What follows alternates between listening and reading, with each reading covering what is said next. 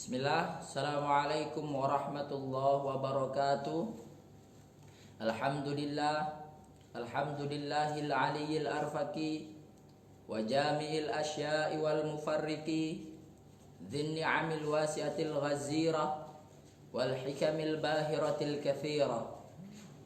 Tsumma salatu ma'a salamin daimi 'ala rasulil quraisyil khatami wa alihi wa sahbihi al-abrari al-haizi maratibal fakhar.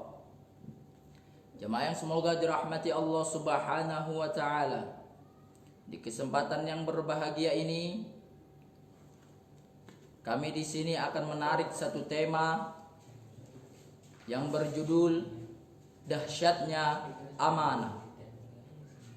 Tema ini memiliki keterkaitan yang sangat kuat dengan Pancasila kita yang sudah kita hafal, yakni keadilan sosial bagi seluruh rakyat Indonesia.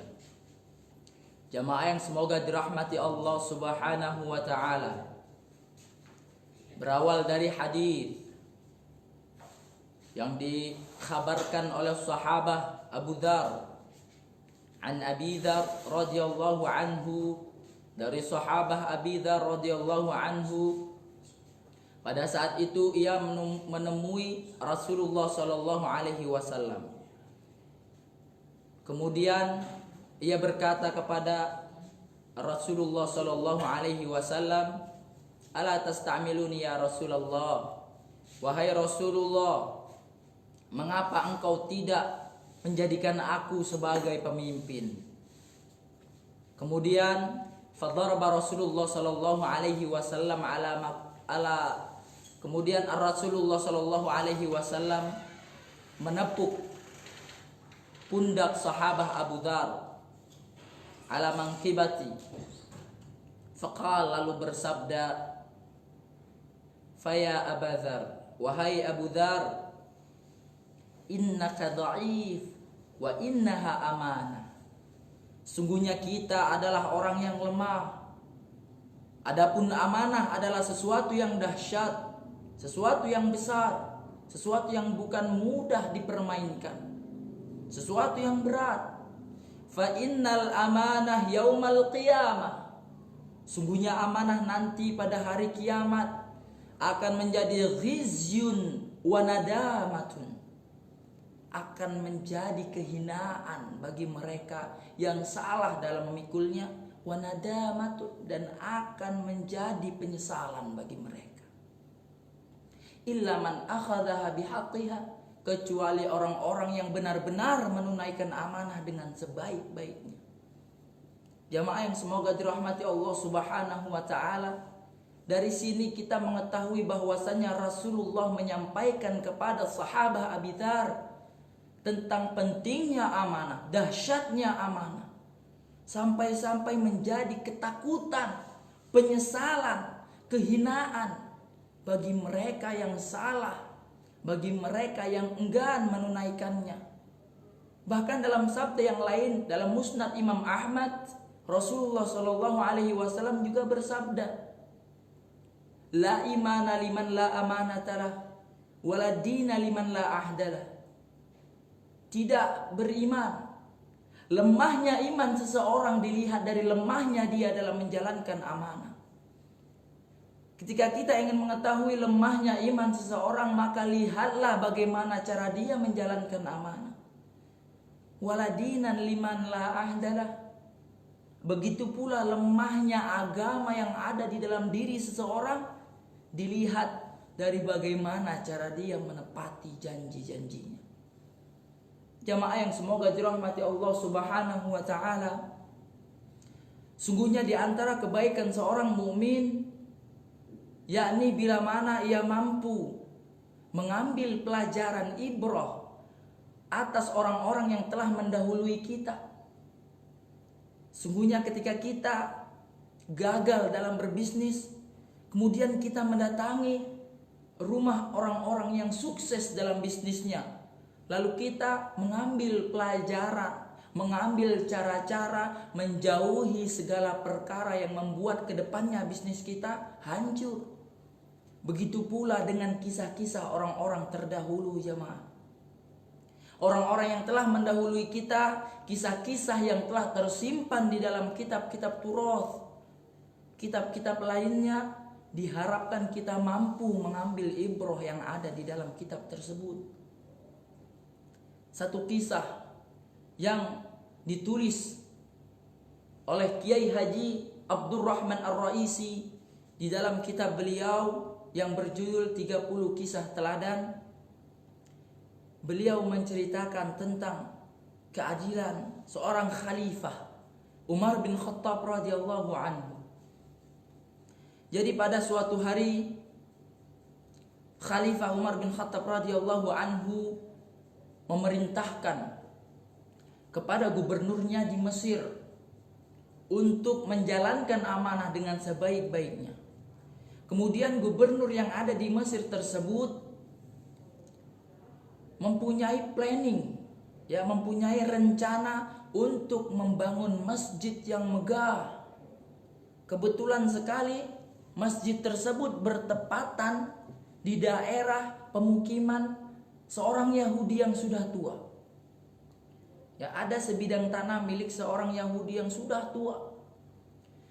Kemudian gubernur Mesir ini memanggil Yahudi tersebut. Wahai Yahudi, sungguhnya kami akan membangun masjid.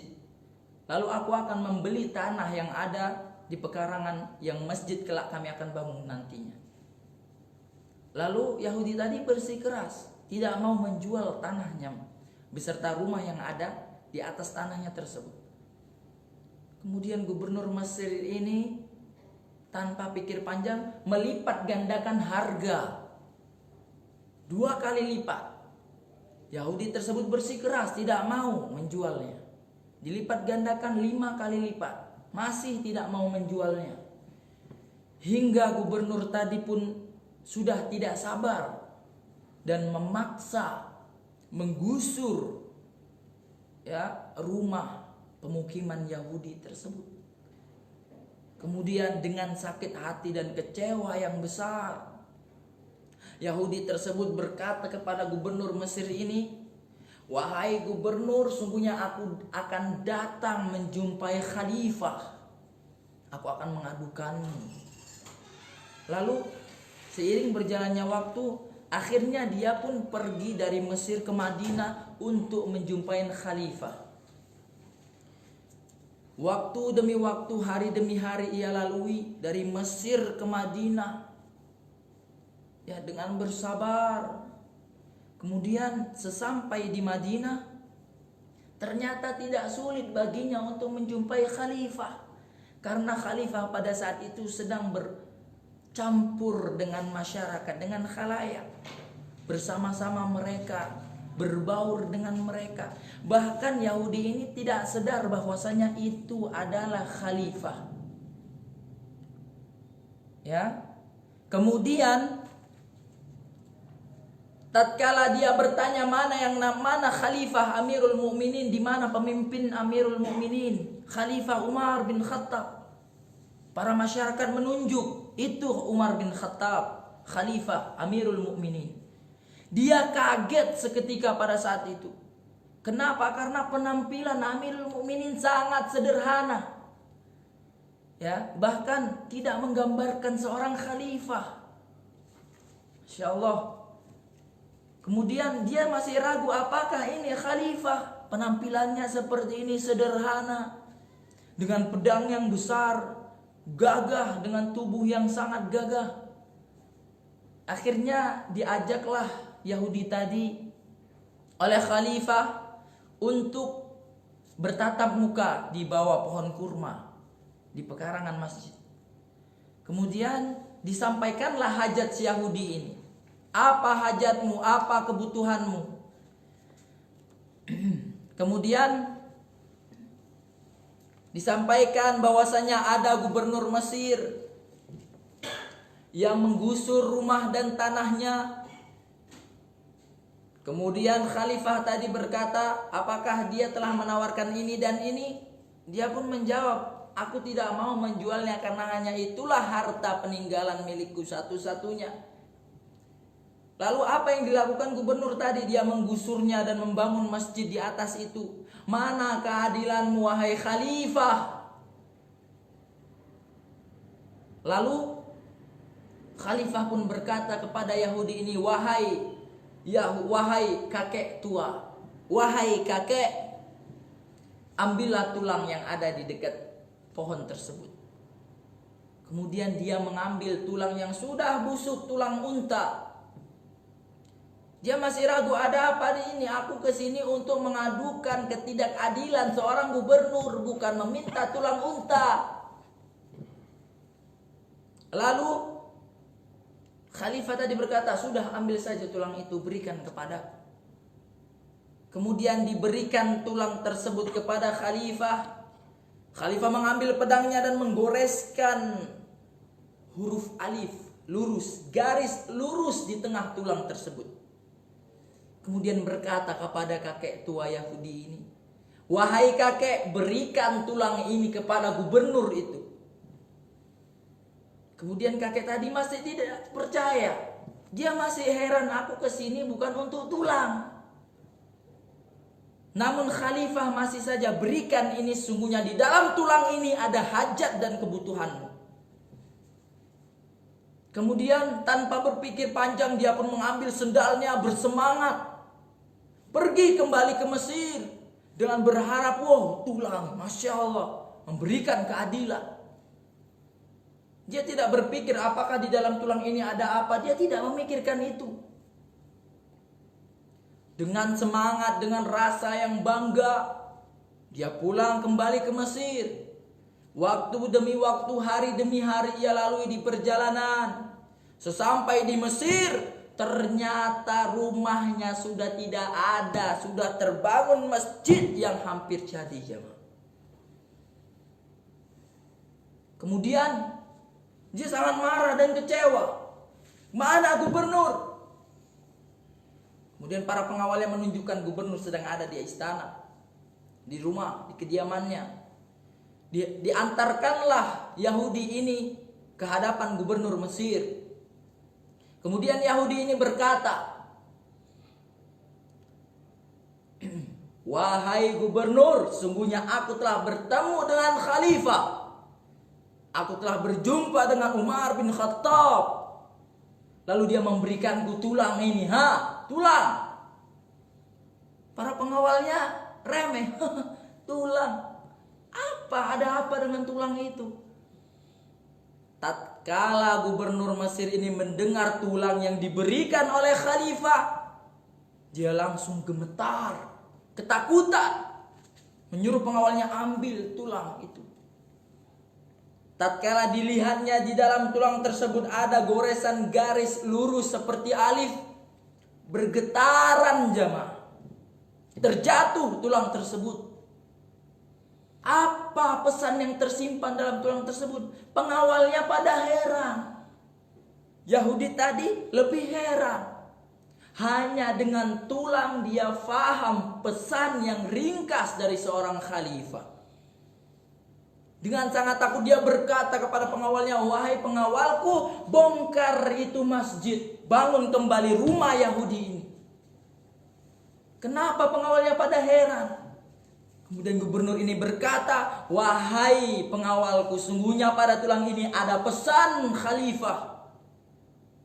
Pesan itu berisi, wahai gubernurku, siapapun engkau, apapun jabatanmu, sungguhnya kelak engkau akan seperti tulang yang busuk ini. Maka bersikap adillah, lurus seperti garis yang aku buat di atas tulang ini. Luruslah engkau. Jika engkau telah membelot, luruslah engkau. Bersikap adillah engkau kepada siapapun itu. Tidak memandang apapun itu, yang penting bersikap adil. Sebelum pedangku ini yang akan meluruskan lehermu. Bergetar, ketakutan. Kemudian Yahudi tadi, jemaah, tersentuh hatinya. Ya, tersentuh hatinya, kemudian ternyata seperti ini khalifah. Ternyata seperti ini agama Islam memperhatikan dengan detail masalah amanah. Sedih, terharu dia jamaah.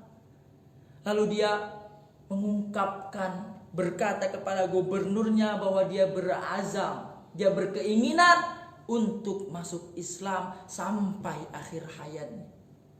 Alhamdulillah. Jamaah yang semoga dirahmati Allah Subhanahu wa taala. Kisah ini menggambarkan bahwasannya keadilan yang diberikan oleh khalifah tidak memandang apapun. Betapa besar, betapa takutnya seorang gubernur tentang amanah yang diberikan. Betapa takutnya Rasulullah tentang amanah. Lalu masihkah kita menganggap remeh? Masihkah kita memandang amanah dengan sebelah mata? Bukankah Rasulullah Sallallahu Alaihi Wasallam pernah berwasiyah di dalam hadis beliau yang diriwayatkan oleh Al-Imam Muslim di dalam kitab sahihnya? Beliau meriwayatkan hadis tentang gambaran fitnah akhir zaman nanti, yang mana seorang yang beriman itu berbondong-bondong menjual keimanannya untuk kenikmatan dunia. Hadis tadi berbunyi, Rasulullah Shallallahu Alaihi Wasallam bersabda, "Badiru bil amal." Segeralah, ayo jangan tunda-tunda dalam beramal soleh. Segeralah untuk melakukan kebaikan. Fitnatan kakita'il lailil mudlim. Fitanan kakita'il lailil mudlim. Sebelum datang fitnah yang besar. Fitnah itu seakan-akan malam, lail, malam yang gelap gulita. Ya, sebagaimana kita melihat semut yang hitam di atas batu yang hitam di malam yang gelap gulita, tak sadar ya. Kemudian hadis tadi melanjutkan, kakita'il lailil mudlim yusbihur rajulu mu'minan wa yumsi kafiran. Ada seorang pemuda, ada seorang hamba yang paginya dia masih dalam keadaan mukmin, akan tetapi sorenya telah, ketika waktu sore dia rela menggadaikan keimanannya. Au yumsi mu'minan wa yusbihu kafiran. Atau sebaliknya, ketika sore dia masih dalam keadaan beriman, namun paginya dia menggadaikan keimanannya. Yabi'u dinahu bi'ardin minad dunya. Dia menjual keimanannya dengan harga yang ada di dunia ini. Padahal dalam riwayat yang kita banyak mengetahuinya, bahwasanya dunia di mata Allah kecil, jemaah. Bahkan hanya di mata Allah dunia ini hanya sehelai sayap nyamuk. Itulah yang saat ini kita kejar-kejar. Hadis ini menggambarkan bahwasannya nanti di akhir zaman ada orang yang rela menggadaikan keimanannya untuk kenikmatan dunia yang sementara. Terminal yang saat ini kita tempati, jemaah. Maka Al-Imam Al-Qurtubi mengatakan di dalam kitabnya tentang konteks hadis ini. Beliau berkata, la ihalatan wala ba'da hamli hadzal hadis ala zahiri. Tidak mustahil kita mengartikan makna hadis ini secara zahir. Maknanya hadis ini bukanlah makna kiasan, tapi makna zahir. Kenapa jamaah? Karena bisa jadi seorang hamba yang Allah uji, Allah datangkan fitnah-fitnah yang ia tidak mampu, lalu ia salah dalam menyikapi ujian tersebut, malah marah dengan takdir yang Allah tetapkan, murka dengan bermaksiat kepada Allah Subhanahu wa taala, yang dengan maksiat tersebut menimbulkan nuktah sauda, noda hitam di dalam hatinya. Tanpa ia sadari, nuktah sauda itu sedikit lambat laun, sedikit demi sedikit menjadi banyak sehingga menutupi hatinya. Disitulah dia mulai tak sadar, dia tidak mau menerima kebenaran, dia tidak mau menerima nasihat. Karena apa? Karena hatinya telah ditutupi dengan kekotoran maksiat. Jamaah yang semoga dirahmati Allah Subhanahu wa taala, hadis ini juga bisa memotivasi kita bahwasannya hadis ini memerintahkan kita untuk segera dalam beramal tanpa menunda-nunda. Syekh Abdul Aziz bin Baz menekankan tentang hadis ini jamaah. Beliau berkata, al-mu'min yubadiru bil a'mal. Seyogianya, selayaknya bagi seorang mukmin untuk tidak menunda-nunda amalan kebaikan. Kenapa jamaah? Yahdar qad yabtali bil mautil ajil. Hendaklah kita waspada, hendaklah ibu di rumah waspada, bapak yang ada di rumah waspada, memperingati anak-anak kita untuk tetap waspada. Kenapa? Qad yabtali bil mautil ajil. Bisa jadi kita akan didatangkan oleh malakul maut. Ya, kematian yang datang pada diri kita secara mendadak. Wa yahdar qad yabtali bi maradin yufsidu alaihi quwwata. Dan hendaknya kita berhati-hati dengan penyakit. Ya, dengan penyakit yang karena penyakit yang kita derita itu kita sudah tidak mampu apa-apa. Tangan yang biasa kita angkat untuk bertakbir sudah tidak mampu. Lisan yang biasa kita pakai untuk memurajaah Al-Quran sudah tidak bisa. Kaki yang biasa kita gunakan untuk melangkah ke masjid sudah tidak mampu. Kita hanya terbaring di rumah sakit, menyesali merenungi segala dosa-dosa kita. Adapun kekayaan yang pernah kita kumpulkan tidak berlaku jamaah. Kita hanya meratapi seluruh dosa yang pernah kita berbuat. Kita menangisi dengan bekal amalan yang belum cukup untuk kita bawa menghadap Allah Jalla wa'ala. Jamaah yang semoga dirahmati Allah Subhanahu wa taala, sebagai penutup dalam kajian online ini, kami akan menghantarkan satu kisah, ya, yang kisah ini diharapkan bisa memberikan ibroh kepada kita. Kisah yang ditulis oleh Ustadz Abdul Rahim di dalam kitabnya Mayat Cinta. Beliau menceritakan tentang kisah seorang muazin ahli ibadah. Ya, jadi muazin ini kisah ini terjadi di daerah Kinana di Mesir jamaah. Ya. Kemudian tatkala muazin ini hendak naik ke menara mengumandangkan azan, tak sadar dia melihat ke arah rumah Yahudi. Ya, karena di dekat masjid tersebut ada rumah Yahudi. Dia tak sengaja melihat ke arah rumah Yahudi yang di dalam rumah tersebut ada seorang wanita yang cantik jelita. Karena dia melihat wanita tadi membutakan seluruh pandangan-pandangan kebaikan yang ada dalam dirinya. Tanpa pikir panjang dia bergegas turun dari menara, menjumpai wanita tersebut meninggalkan kewajiban mengumandangkan azan. Mengetuk pintu rumahnya, kemudian dibuka oleh sang wanita. Lalu dia mengutarakan perasaannya bahwa dia mencintai wanita tersebut. Wanita tadi menyangkal kita tidak mungkin bisa bersatu. Cinta kita bertepuk sebelah tangan. Kamu muslim, saya non muslim. tanpa berpikir panjang dia jamaah, membutakan seluruh amalan-amalan baiknya. Padahal seorang muazin ahli ibadah. Inilah ngerinya hadis tadi jamaah. Yusbihu mu'minan wa yumsi kafiron. Paginya dia masih mukmin, sorenya kok udah menggadaikan keimanan.